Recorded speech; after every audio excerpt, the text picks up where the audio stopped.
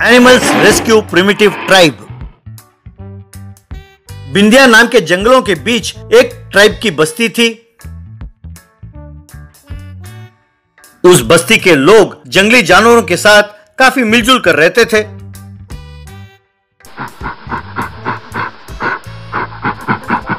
उस बस्ती में रहने वाले दास और मीरा नाम के दंपति का बेटा था रंजीत। रंजीत की शादी की उम्र हो जाने पर भी उसकी शादी नहीं हुई, तो मीरा ने अपने भाई शेखर को एक दिन बुलाया। उनके घर आने के बाद शेखर रंजीत से, क्यों भांजे, सुना है तुम मेरे दीदी और जीजाजी को तंग कर रहे हो? भाई तुम शादी कर लोगे तो वो अपने पोते पोती के साथ खेलते हुए खुश रहेंगे ना। अरे मामा, तुम हमारे बस्ती के नियमों को तो जानते ही हो। जो भी लड़का शादी करना चाहता है उसे कोई ना कोई जंगली जानवर के साथ दोस्ती करनी होती है। पर भांजे, ये हाथी तो तुम्हारा दोस्त है ही, तुम्हें और क्या चाहिए? अरे भैया, क्या तुम नहीं जानते कि इसका दिमाग खराब हो गया है? ये कहता है कि ये हाथी इसका दोस्त हो, ये काफी नहीं है। कोई शेर या चीता उसका दोस्त होना चाहिए। वो उसे पालतू बनाने के बाद ही शादी करेगा, ऐसे कहता है ये। क्यों भांजे, दीदी सच कह रही है? अरे कोई सुनेगा तो हंसेगा। क्या तुम नहीं जानते कि शेर और चीता जो हैं वो जंगली जानवर हैं? उनसे दोस्ती करना मुमकिन नहीं है। उन्हें जब भूख लगे तो सामने जो भी दिखाई देगा उसे खा जाएंगे। अरे साले साहब, लगता है कि इसे हम पसंद नहीं है, इसीलिए ये हमें किसी शेर या चीते को बलि चढ़ाना चाहता है। आप चाहे जितना मर्जी कह लो, मैंने जो ठाना है वो पूरा करूंगा और गांव वालों को दिखाऊंगा कि मैं क्या चीज हूँ, उसके बाद ही मैं शादी करूंगा, कहकर वहां से चला गया।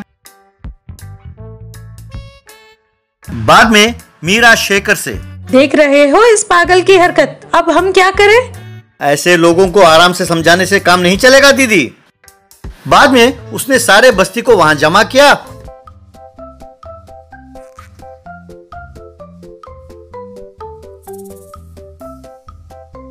और उन सबको शेखर के बारे में बताया।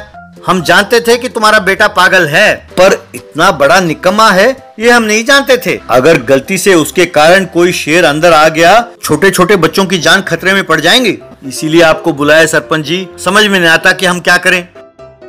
कौन सी बड़ी बात है, उसके हाथ पैर बांध दो और उसकी शादी करा दो, अपने आप ठीक हो जाएगा। फिर कहीं जाने की कोशिश करेगा तो उसकी बीवी 4 थप्पड़ मारेगी उसे। फिर देरी किस बात की, कल रात को ही उसकी शादी करा देते हैं। मैं अपने पत्नी और बेटी को भी बुलाता हूँ गांव से, कहकर सब वहां से चले गए।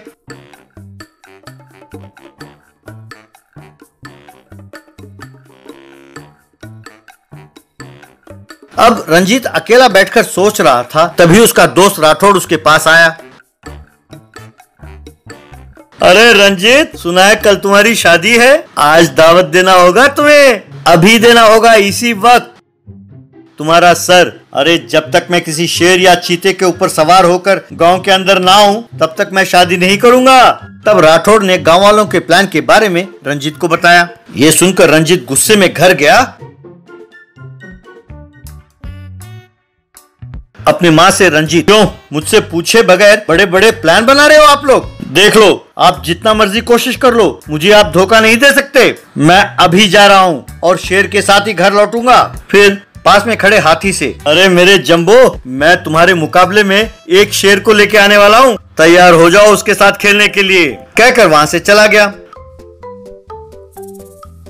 उसके जाने के बाद हाथी अपने मन में, अरे नामाकुल कम्बक, वो शेर है, मेरे जैसे फल और गन्ना नहीं खाएगा, अगर मौका मिला तो वो तुझे खा जाएगा। अब जंगल में राठौड़ के साथ रंजीत गया और काफी देर घूमता रहा। एक जगह उन्हें एक शेर दिखाई दिया। अब उस शेर को देखकर रंजीत, ए शेर, आ गया मैं तुझे काबू करने, सपना मेरा आज पूरा हुआ, तू मिल गया अब बाकी कुछ न रहा। आज मैं तुझे नहीं छोड़ने वाला। ये बात सुनकर शेर उसको देखकर दहाड़ने लगा। अरे यार, लगता है वो शेर भी तेरे जैसे ही पागल है। मैं यहाँ से भाग रहा हूँ भैया, अरे मेरी बात मान ले, तू भी आ जा, नहीं तो वो हमें कच्चा चबा जाएगा, कहकर राठौड़ वहां से भाग गया। तभी शेर रंजीत की ओर गुस्से में बढ़ा। अरे मैं तो तुम पर काबू पाकर तुम्हें घर ले जाना चाहता था और तुम तो मुझे मारने आ रहे हो, अरे कमीने, कहकर वहां से भागने लगा। शेर भी रंजीत का पीछा करने लगा।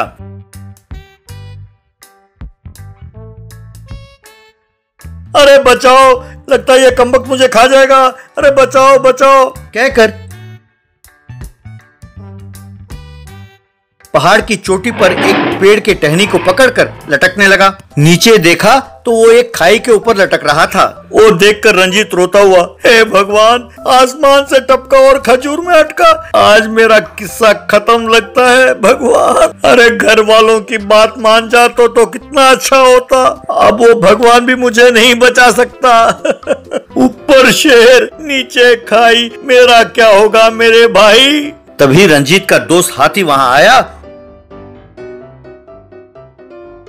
और अपने सूंड से रंजीत को उठाकर बाहर निकाला। बचने के बाद चैन का सांस लेते हुए रंजीत, अरे देखा कमीने, मेरे दोस्त जंबू ने कैसे मुझे बचाया। और एक तुम हो, मैं तुम्हारी भलाई करने के लिए तुम्हें ले जाना चाहता था और तुम मुझे ही खाने वाले थे। हैं? तुम्हारे साथ कुट्टी है, जाओ। तब शेर अपने मन में, अरे जा रे कमीने, आज तेरा दिन अच्छा था इसीलिए तुम बच गए, कभी तो मिलोगे तब मैं तुम्हें चबा चबा कर तंदूरी बनाकर खा जाऊंगा। शेर भैया, तुम्हारे मन में क्या चल रहा है मैं सब जानता हूँ। तुम मुझे तंदूर बना के खाना चाहते हो ना। मैं गलती से भी तुम्हारे पास नहीं आऊंगा, बाय बाय कहकर अपने हाथी से, अरे थैंक्स जंबो, आज तुमने मेरी जान बचाई है, नहीं तो ये शेर मुझे कच्चा चबा जाता। फिर जंबो और रंजीत दोनों मिलकर घर चले गए। मोटर बाइक सैंडविच वाला। गुजरात में गुरु भाई नाम का हीरो का व्यापारी था।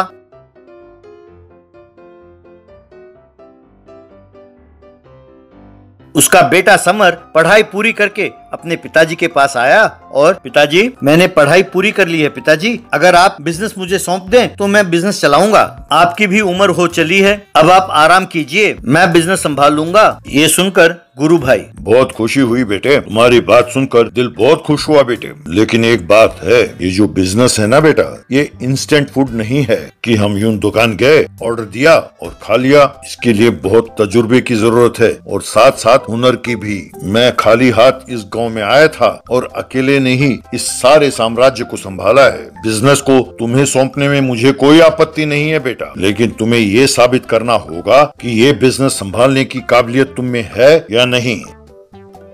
तो कहिए ना पिताजी, मुझे क्या करना होगा, मैं साबित करने के लिए तैयार हूँ। शाबाश बेटे शाबाश, पहले चैलेंज को स्वीकार करना एक अच्छे बिजनेसमैन का लक्षण है। तुमने चैलेंज को स्वीकार किया, ये तुम्हारी पहली काबिलियत है। ये लो बेटा, ये 1000 रुपए रखो, यही तुम्हारी लागत है। पैसों के साथ तुम क्या धंधा करोगे मैं नहीं जानता। शाम तक इस 1000 रुपए में मुनाफा जोड़कर लेके आओ बेटा, लेकिन एक शर्त है, ना किसी से झूठ बोलोगे, ना ही चोरी करोगे, ना दगा दोगे। ईमानदारी और मेहनत के साथ कमा कर लाना बेटा। अगर तुम इस टेस्ट में पास हो गए तो हमारी कंपनी में पैर रखने की काबिलियत है तुम में। कहकर 1000 रुपए उसे थमा दिए। उन पैसों को लेकर समर बाइक पर अपनी गर्लफ्रेंड मलाइका के पास गया।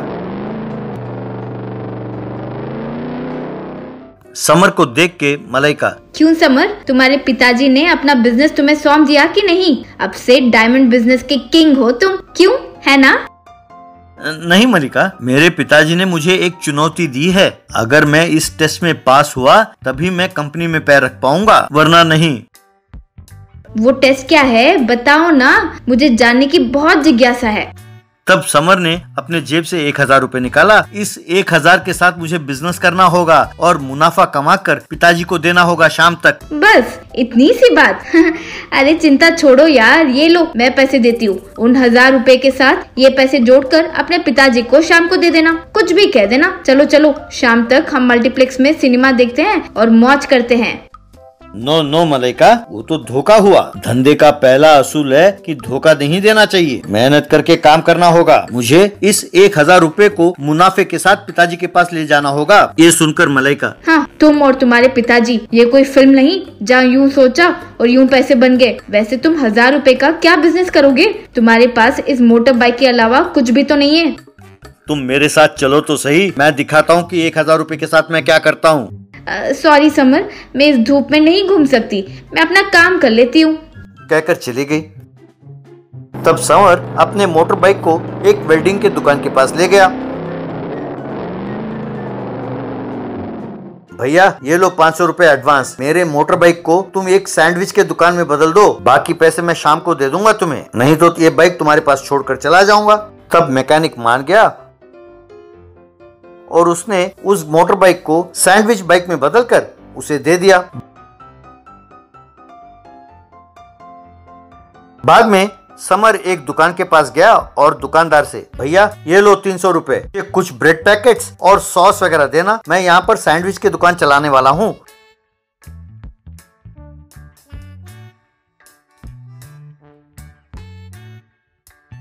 वो सब्जी के दुकान के पास गया। सब्जी के दुकान में प्याज टमाटर वगैरह लेकर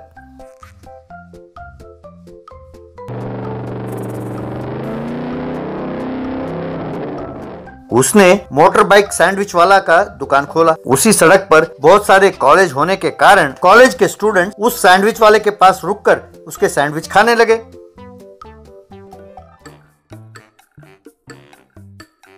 आओ भाई आओ, ताजा ताजा सैंडविच खाओ, मजेदार स्वादिष्ट सैंडविच खाओ। ये सुनकर कॉलेज स्टूडेंट्स आए उसके पास और सैंडविच खाने लगे। भैया इस सड़क पर ऐसी दुकान ना होने के कारण हमें बहुत तकलीफ होती थी, हमें बहुत भूख लगती थी भैया। आपके इस सैंडविच के दुकान के कारण हमारा बहुत फायदा हो रहा है भैया, कहकर सैंडविच खाने लगे। यूं उसके सारे सैंडविच बिक गए। तब वो फिर से सामने वाले दुकान पर गया और ब्रेड और सॉस वगैरह खरीद कर लाया। ये देखकर वो दुकानदार, क्यों भैया तुम्हारा धंधा तो खूब चल रहा है, बस इतने कम समय में सारे सैंडविचेस बिक गए। जी हाँ, मुझे और ब्रेड पैकेट चाहिए और सॉस के पैकेट भी दीजिएगा, कहकर उन्हें ले गया और सैंडविचेस बनाकर बेचने लगा। तब दुकानदार अपने आप से, अरे वाह, इसका धंधा तो खूब चल रहा है और खूब पैसे कमा रहा है, अगर ये बिजनेस मैं चलाऊं तो कैसे रहेगा, कहकर वो समर के पास गया और, क्यों भैया क्या तुम अपना ये बिजनेस मुझे बेचोगे, मैं गाड़ी के साथ इसे खरीद लेता हूँ। क्यों नहीं सर, मैं आपके लिए भी एक ऐसा मॉडल बना कर देता हूँ। ऐसे गाड़ी बनाना हो तो 1.5 लाख रुपए खर्च होता है, बाइक के साथ मैं ही आपको बना कर दूंगा। दुकानदार ने उसे 1.5 लाख रुपए दिए। आप यहीं रहिए, मैं आपके घर के सामने मोटर बाइक सैंडविच वाला दुकान बना कर लाता हूँ, कहकर वो पैसे लेकर वो एक बाइक के दुकान के पास गया।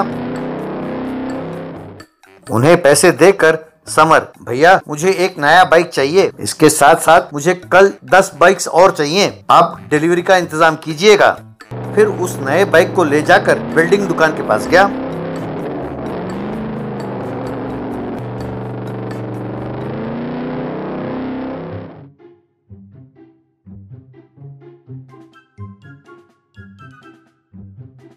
और उस बाइक को भी मोटर बाइक सैंडविच वाला बाइक की तरह तैयार कराया।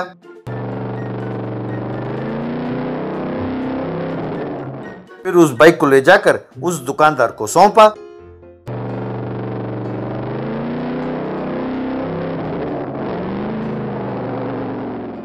फिर शाम को जो मुनाफा सैंडविच बनाकर बेचने में आया वो और बाइक बनाकर बेचने में आने वाले मुनाफे को ले जाकर अपने पिताजी के हाथ में थमा दिया। ये देखकर गुरु भाई, क्यों बेटा 1000 रुपए में इतना मुनाफा तुमने कैसे कमाया, तुमने किसी को धोखा तो नहीं दिया ना बेटा।